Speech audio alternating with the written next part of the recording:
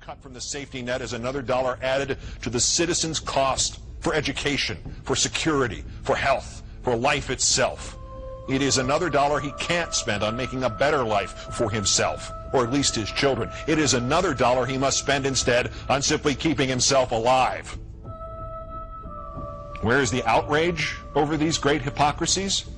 Do you expect it to come from a corrupt and corrupted media for whom access is of greater importance than criticizing the failure of a political party or defending those who don't buy newspapers or can't leap website paywalls or could not afford cable TV? Do you expect it to come from a cynical and manipulative political structure? Do you expect it from those elected officials who no longer know anything of government or governance, but only perceive how to get elected or how to pose in front of a camera and pretend to be leaders? Do you expect it from politicians themselves who will merely calculate whether or not it's right based on whether or not it will get them more contributions? Do you expect it will come from the great middle ground of this country with a population obsessed with entertainment, video games, social media, sports, and trivia? Where is the outrage to come from? From you. It will do no good to wait for the politicians to suddenly atone for their sins. They're too busy trying to keep their jobs to do their jobs. It will do no good to wait for the media to suddenly remember its origins as the free press, the watchdog of democracy envisioned by Jefferson. They are too busy trying to get exclusive details about exactly how the bank robbers emptied the public's pockets. They give a damn about telling anybody what they looked like or which way they went. It will do no good to wait for the apolitical public to get a clue. They can't hear the clue through all the chatter and scandal and diversion and delusion and illusion.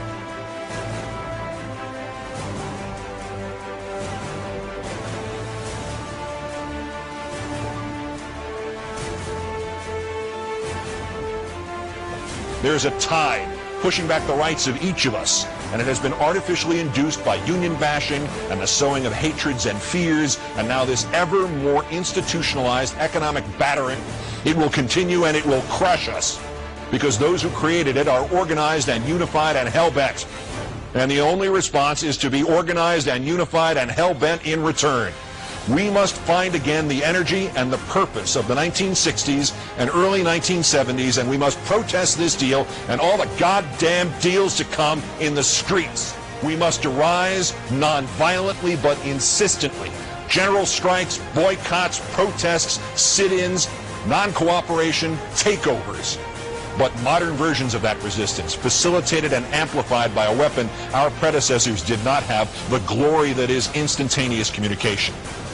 It is from an old and almost cliched motion picture that the wisdom comes. First, you've got to get mad.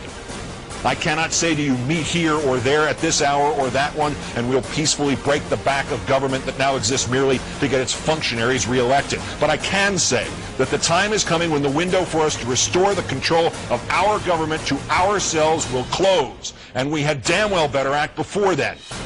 Is more than a tipping point in which the government goes from defending the safety net to gutting it. This is wrong. And while our government has now declared that it has given up the concept of right and wrong, you and I have not and will not do so. Good night and good luck.